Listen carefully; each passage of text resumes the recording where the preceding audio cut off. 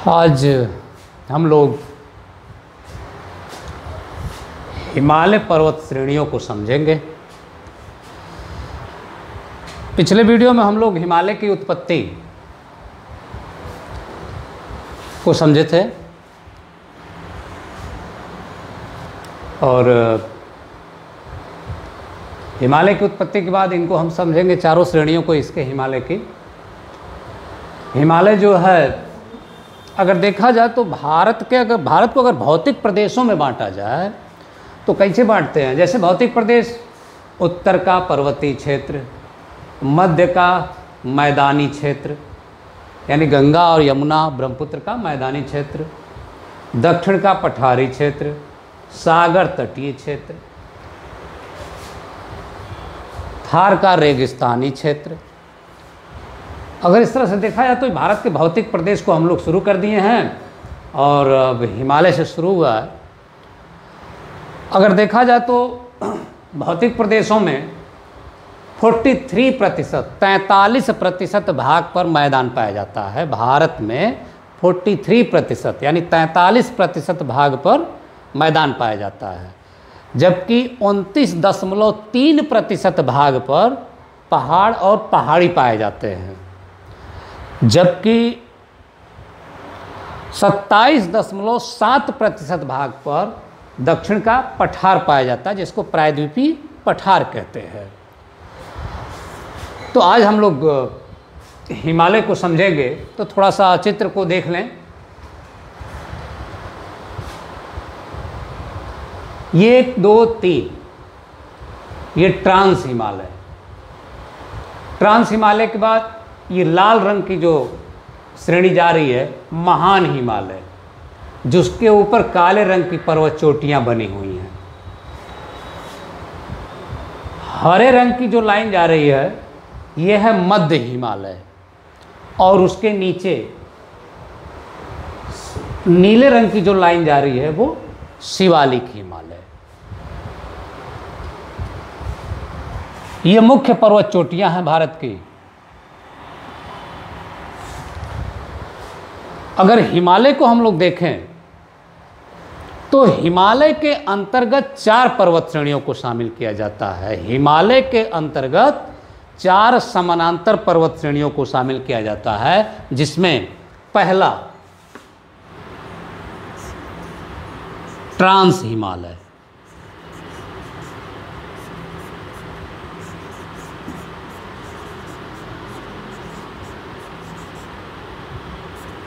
इसको पार हिमालय भी कहते हैं।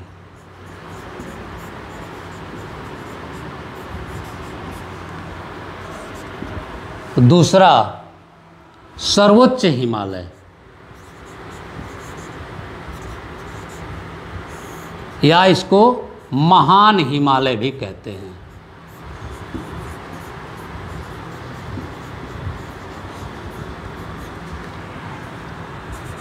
तीसरा मध्य हिमालय,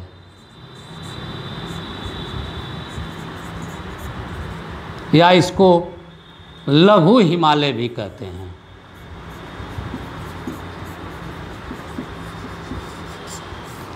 और चौथा है शिवालिक हिमालय।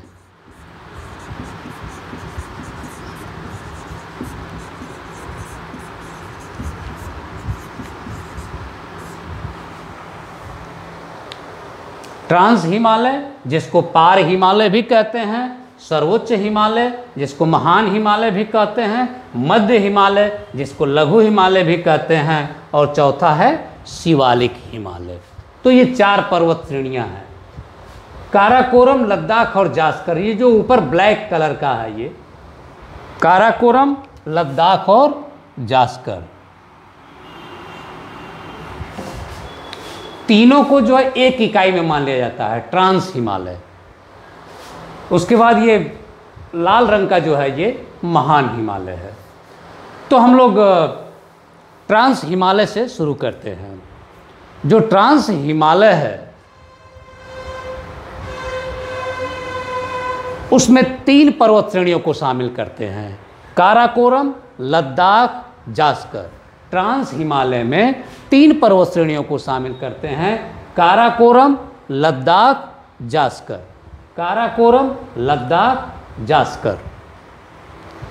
ट्रांस हिमालय टेथिज सागर के अवसादों से नहीं बना है। ट्रांस हिमालय महान हिमालय, मध्य हिमालय या शिवालिक हिमालय के बहुत पहले से ही बना हुआ है। पिछले वीडियो में आपको बता रहा था, जब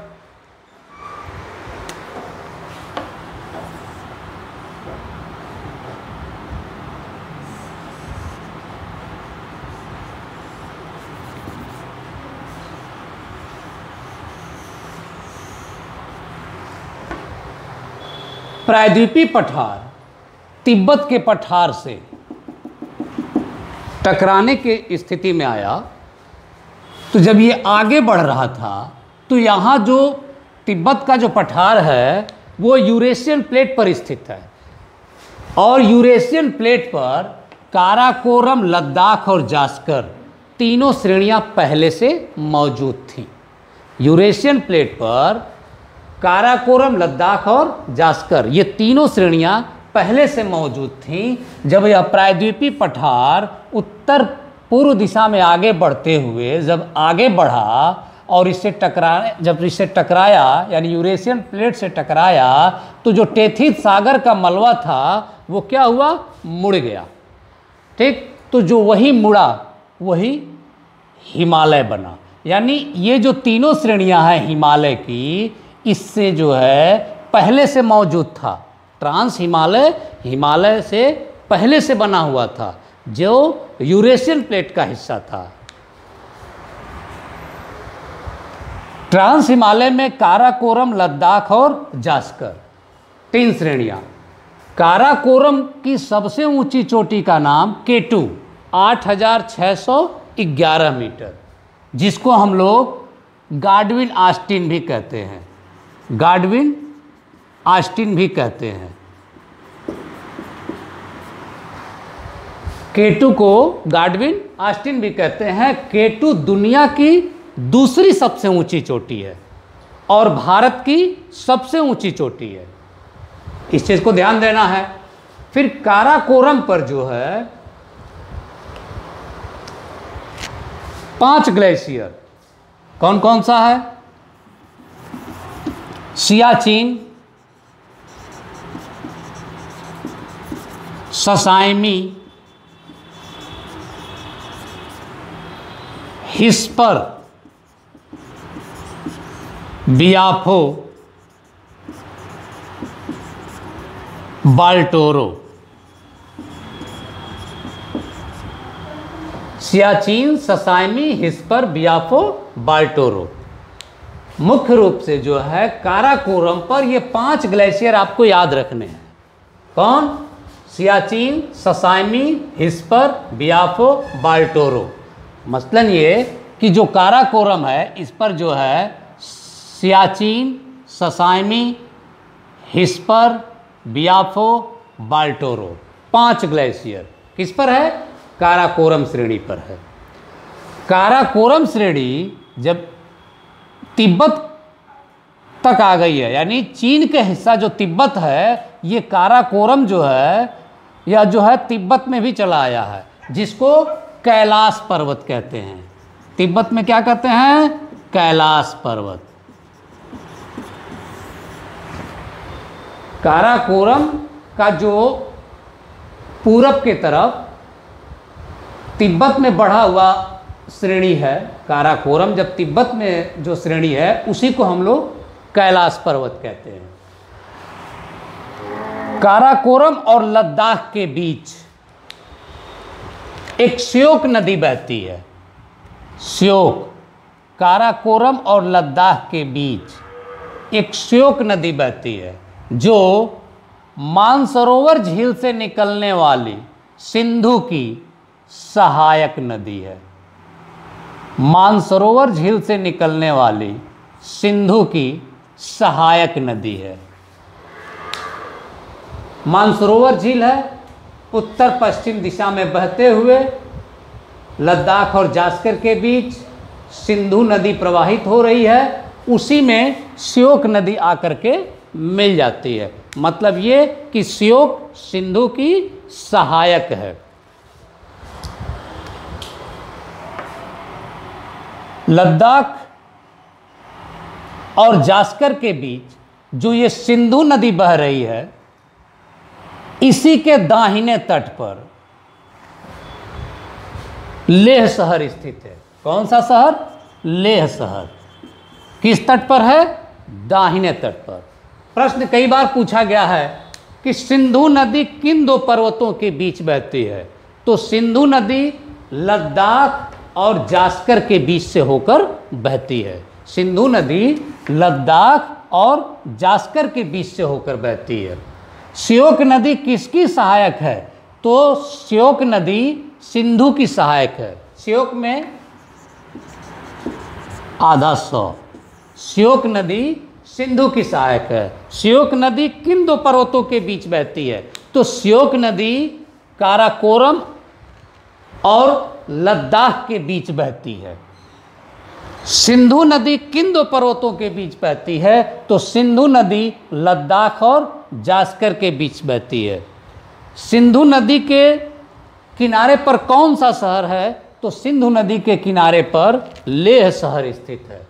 सिंधु नदी के किस किनारे पर लेह शहर स्थित है? तो सिंधु नदी के दाहिने किनारे पर लेह शहर स्थित है। जैसे यहाँ से हम चलेंगे जब चलेंगे तो ये हमारा दाहिने साइड होगा, तो सिंधु नदी के दाहिने तट पर स्थित है। लेह शहर किन दो पर्वतों के बीच स्थित है? तो लेह शहर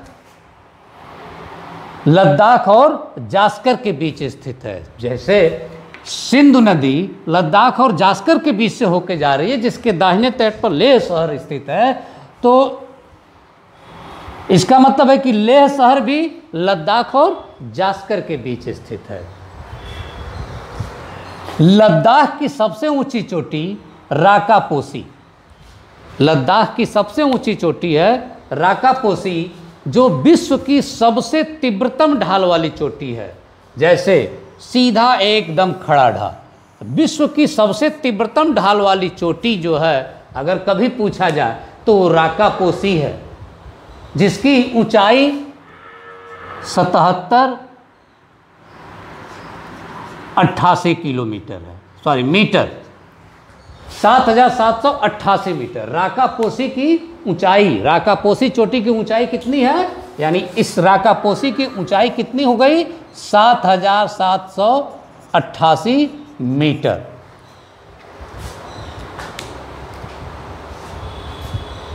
लद्दाख के दक्षिण में जास्कर श्रेणी, यानी ट्रांस हिमालय की सबसे दक्षिणी श्रेणी जास्कर श्रेणी है। भारत की सबसे उत्तरी श्रेणी का नाम पूछ दे तो काराकोरम। भारत की सबसे उत्तरी श्रेणी का नाम अगर कभी पूछ दे तो काराकोरम। भारत के दक्षिणी में भारत के सबसे दक्षिण में कौन सा पर्वत है? तो इलायची पर्वत। हम आएंगे पठार में, आपको समझाएंगे। तो फिर से एक बार रिपीट कर लिया जाए। काराकोरम भारत की सबसे उत्तरी श्रेणी। ट्रांस हिमालय में काराकोरम और लद्दाख और जास्कर को शामिल करते हैं। काराकोरम पर सियाचिन, ससाइमी, हिस्पर, बियाफो और बाल्टोरो 5 मुख्य ग्लेशियर हैं। काराकोरम पर केटू 8611 मीटर ऊंची चोटी है, जो दुनिया की दूसरी सबसे ऊंची चोटी है, और पहली एवरेस्ट। भारत की सबसे ऊंची चोटी केटू, जिसको गाडविन आस्टिन भी कहते हैं। पूरा यह जम्मू कश्मीर में आता था, लेकिन जब से लद्दाख एक अलग केंद्र शासित प्रदेश बना तो ट्रांस हिमालय लद्दाख के अंतर्गत आ गया। तो ये हो गया ट्रांस हिमालय की चर्चा। अब आते हैं हम लोग महान हिमालय या सर्वोच्च हिमालय की बात करते हैं, जो ये लाल रंग की लाइन है। महान हिमालय को देखा जाए तो जम्मू कश्मीर में नंगा पर्वत से लेकर पूरब में नामचा बरवा चोटी तक 2500 किलोमीटर लंबा है। यह धनुषाकार स्थिति में है।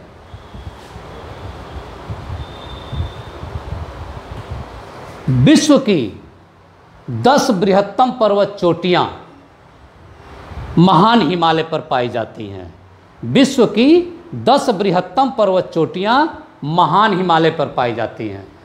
महान हिमालय को सर्वोच्च हिमालय, हिमाद्री हिमालय और आंतरिक हिमालय भी कहते हैं।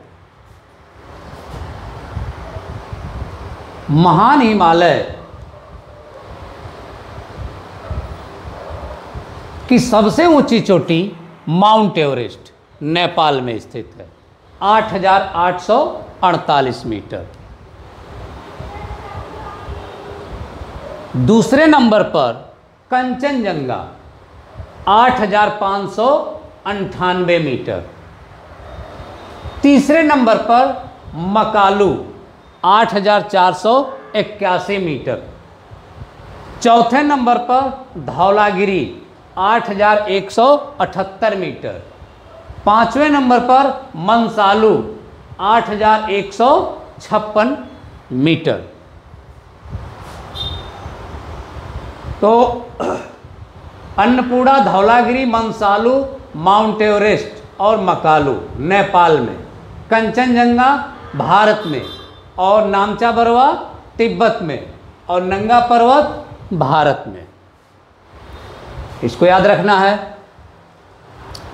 विश्व की 10 बृहत्तम पर्वत चोटियां जो मैंने आपको बताया, अगर देखा जाए तो हिमालय में पाई जाती हैं।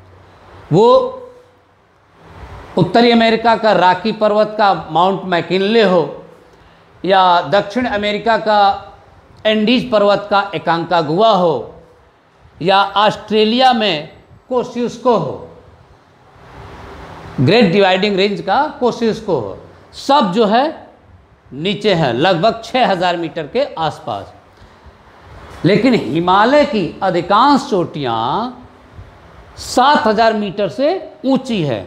उसमें भी अधिकांश चोटियां 8,000 मीटर से ऊंची हैं, जो आपको यहां दिख रही हैं। इसके अलावा भी और भी चोटियां हैं, जैसे नंगा पर्वत देख रहे हैं, वो भी 8,126 मीटर। तो ये हो गया पर्वत चोटियों की बात। अगर देखा जाए, अगर कभी आपसे प्रश्न पूछ दे कि भारत में हिमालय की सबसे पूर्वी चोटी नामचा बरवा, कईयों बार प्रश्न आया है। हिमालय की सबसे पूर्वी चोटी नामचा बरवा, हिमालय की सबसे पश्चिमी चोटी नंगा पर्वत। ध्यान दीजिए, हिमालय की सबसे पश्चिमी चोटी नंगा पर्वत, हिमालय की सबसे पूर्वी चोटी नामचा बरवा, हिमालय की सबसे ऊंची चोटी माउंट एवरेस्ट, दूसरे नंबर पर कंचनजंगा, तीसरे नंबर पर मकालू, चौथे नंबर पर धौलागिरी, पांचवें नंबर पर मंसालू। तो ये हिमालय की पर्वत चोटियां हैं। ट्रांस हिमालय जो अभी मैंने आपको बताया, वर्ष भर हिमाच्छादित रहता है, इसलिए वहां भी जो है पेड़ पौधे नहीं होते। उसी प्रकार महान हिमालय भी वर्ष भर हिमाच्छादित रहता है। इस महान हिमालय पर कुछ ग्लेशियर पाए जाते हैं, मतलब हिमनद, बर्फ की नदियां, ग्लेशियर, हिमनद, बर्फ की नदियां। जैसे इन पर्वत चोटियों के पास जो हिमनद होता है, जो ग्लेशियर होता है, वो ग्लेशियर धीरे धीरे नीचे आता रहता है, बहुत स्लो गति से, मतलब उतना स्लो गति से वो नीचे आता है कि उस पर आप टहल भी सकते हैं, चल भी सकते हैं, दौड़ भी सकते हैं, कोई दिक्कत नहीं उस ग्लेशियर पर। तभी तो आप सोचिए कि हम लोगों का जो ये सियाचिन ग्लेशियर पर सैनिक रहते हैं, अगर वो पानी की तरह बहता, हिमनद बर्फ की नदी की तरह बहता तेजी से, तो वहाँ सैनिक होते नहीं होते। तो हिमनद यानी ग्लेशियर पर इतना धीमी गति से ग्लेशियर ऊपर से नीचे आता है सरक करके कि उस पर जो है आप चल सकते हैं, टहल सकते हैं, दौड़ सकते हैं। तो इस हिमालय पर जैसे यहाँ 5 ग्लेशियर, तो यहाँ भी जो है आपको गंगोत्री और यमुनोत्री ग्लेशियर पाए जाते हैं। गंगोत्री और यमुनोत्री ग्लेशियर। इसके अलावा मिलाम ग्लेशियर, और यहाँ पर सिक्किम में जेमू ग्लेशियर। तो ये है ग्लेशियर की स्थिति। महान हिमालय पूरब से पश्चिम से पूरब धनुषाकार है, जिसको आंतरिक हिमालय भी कहते हैं।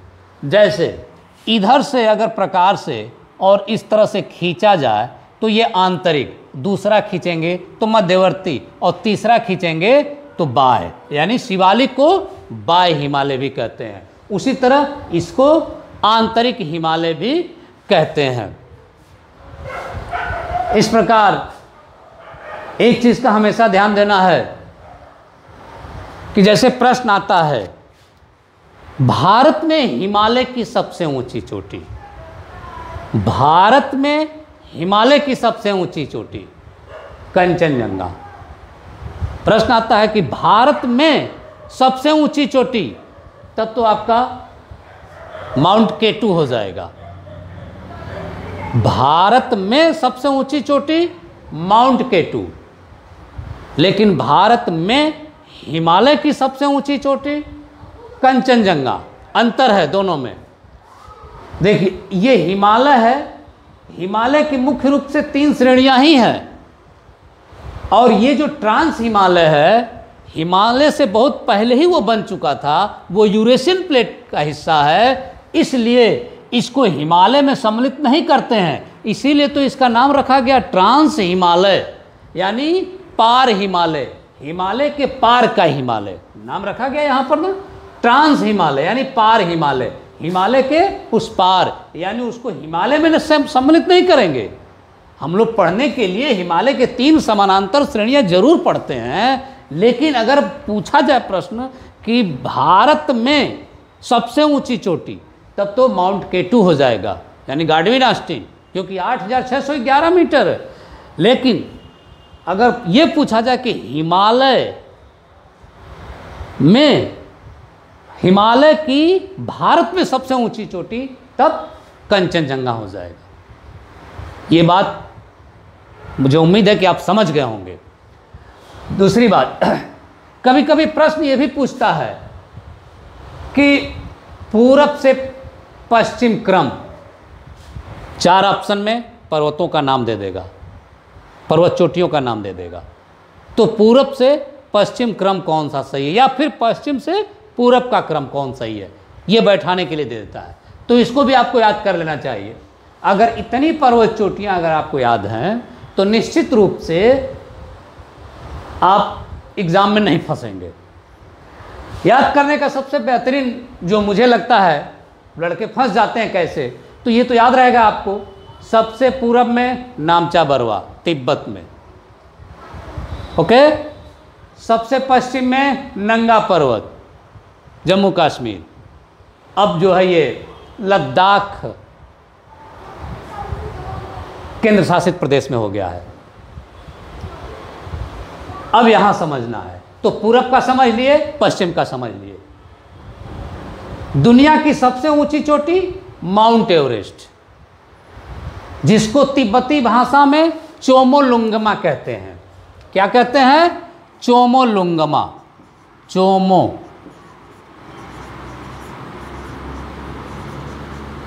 चोमोलुंगमा कहते हैं, जिसका अर्थ होता है पर्वतों की रानी। तो दुनिया की सबसे ऊंची चोटी माउंट एवरेस्ट नेपाल में,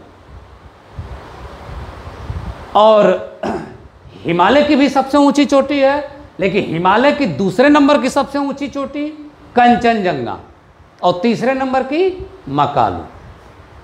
और देखिए माउंट एवरेस्ट के एक बगल मंसालू और दूसरे बगल मकालू।